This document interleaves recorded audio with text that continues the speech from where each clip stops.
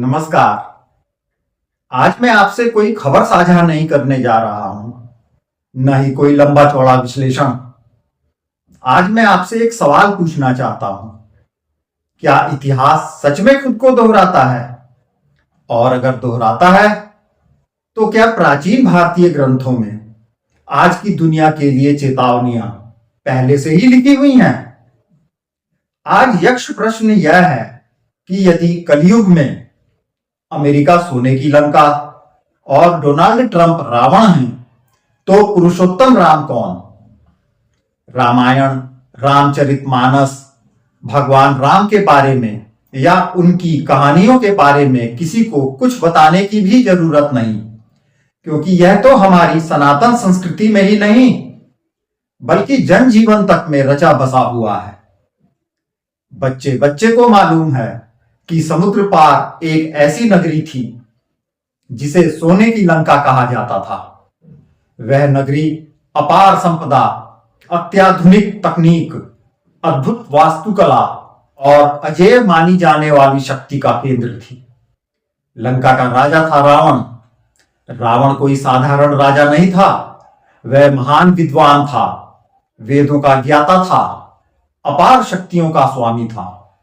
लेकिन उसके भीतर एक ऐसा अहंकार पल रहा था जो धीरे धीरे उसके विवेक को निगलता जा रहा था।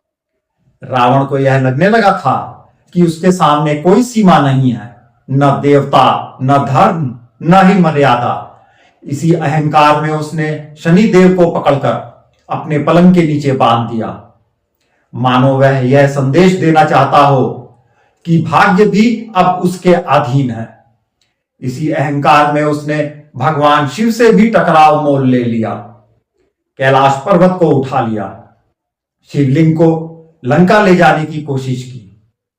लेकिन जैसे जैसे वह शिवलिंग आगे बढ़ाता गया, उसका भार बढ़ता गया। अंततः उसे छोड़ना पड़ा। यह पहली चेतावनी थी कि अहंकार जितना आगे बढ़ता है, बोझ उतना ही असहनीय हो जाता है। लेकिन रावण नहीं रुका। उसकी सबसे बड़ी भूल तब हुई जब उसने सीता माता का वायु मार्ग से अपहरण किया। पुष्पक विमान, यानी उस समय की सबसे उन्नत तकनीक, उसे उसने अन्याय के लिए इस्तेमाल किया। ध्यान दीजिए दोस्तों, यही वह क्षण था जहां से रावण का पतन शुरू हो गया। रामायण हमें बताती है कि सीता हरण के बाद ही रावण की हर चाल उल्टी पड़ने लगी। अब जरा इस कथा को आज की दुनिया पर रखकर देखिए। आज भी एक देश है जिसे पूरी दुनिया सबसे समृद्ध, सबसे शक्तिशाली और सबसे प्रभावशाली मानती है। डॉलर, तकनीक, सैन्य शक्ति और वैश्विक नियंत्रण, अब तक सब कुछ उसी के इर्द गिर्द घूमता रहा है। क्या यह आधुनिक सोने की लंका नहीं है? और अब इस लंका का शासक भी बिल्कुल वैसा ही व्यवहार करता दिखाई देता है। मनमाने टैरिफ, बिना सोचे समझे प्रतिबंध, मित्र देशों का अपमान, राष्ट्राध्यक्षों को सार्वजनिक मंचों पर नीचा दिखाना, सरकारें गिराने की कोशिश, दूसरे देशों के क्षेत्रों पर कब्जे की धमकियां, और फिर यह विश्वास कि उसे कोई नहीं रोक सकता सिवाय उसके अपने फैसलों के। क्या यह वही मानसिकता नहीं है जो रावण में दिखाई देती थी? रावण भी यही मानता था कि वह अजेय है। अब जरा उस एक घटना को याद कीजिए जब सीता का अपहरण वायु मार्ग से किया गया। आज की दुनिया में भी हमने देखा कि किस तरह वायु मार्ग का इस्तेमाल कर एक देश के राष्ट्रपति और उसकी पत्नी को जबरन उठवाया गया। यह केवल एक घटना नहीं थी, यह एक संकेत था कि नैतिक रेखा पार की जा चुकी है।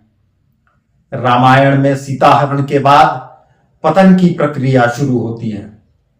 आज भी जैसे ही कुछ गुप्त फाइलें खुलनी शुरू हुई, कुछ नाम सामने आने लगे, अंदरूनी असंतोष बढ़ने लगा। एप्स्टीन फाइल्स खुलने के बाद अदालतें सक्रिय होने लगी, सेना और प्रशासन में असहजता दिखने लगी, यह सब संयोग नहीं होता। शास्त्र कहते हैं जब अधर्म अपनी सीमा पार करता है तो पतन अपने आप सक्रिय हो जाता है। रावण ने अपने मित्रों को भी नहीं बख्शा था। उसने अपने शुभ चिंतकों, सलाहकारों और यहां तक कि अपने भाई विभीषण की बात भी नहीं मानी। उसने चेतावनियों को कमजोरी समझा।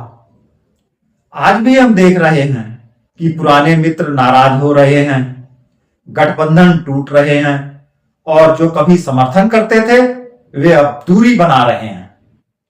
रामायण में इसके बाद राम समुद्र पार करते हैं। ध्यान दीजिए, राम सीधे लंका पर हमला नहीं करते। वे पहले धैर्य रखते हैं, दूत भेजते हैं, संवाद की कोशिश करते हैं। जब संवाद असफल होता है तब न्याय के लिए युद्ध होता है। राम अहंकार से नहीं, धर्म से युद्ध करते हैं और युद्ध का उद्देश्य लंका को नष्ट करना नहीं, बल्कि रावण के अहंकार को समाप्त करना होता है। यही कारण है कि रावण के पतन के बाद लंका को जलाया नहीं जाता, बल्कि विभीषण को राजा बनाया जाता है और पूरे लंका का उद्धार होता है।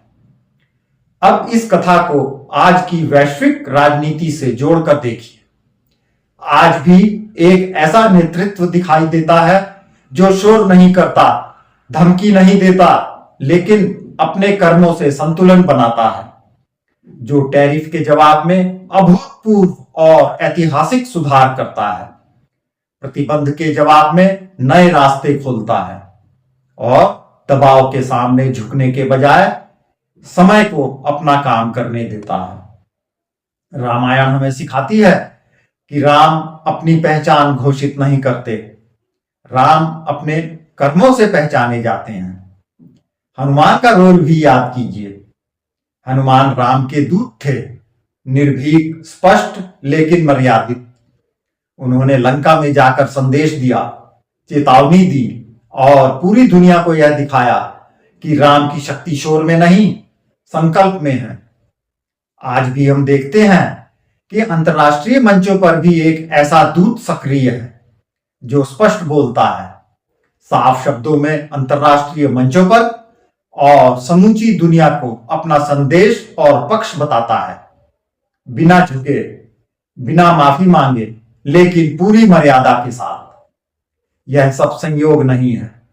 रामायण केवल एक धार्मिक ग्रंथ नहीं, यह सत्ता, अहंकार और न्याय का शाश्वत ग्रंथ है।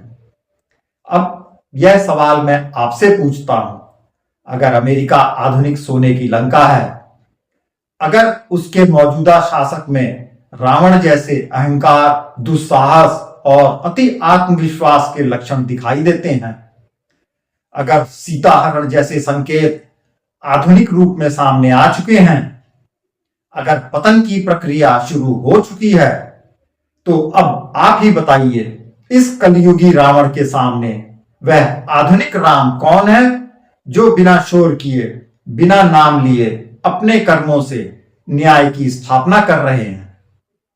क्या इस पुरुषोत्तम राम के साथ साथ उनके अनन्य भक्त हनुमान का नाम भी आप बता सकते हैं? जरूर बताइएगा।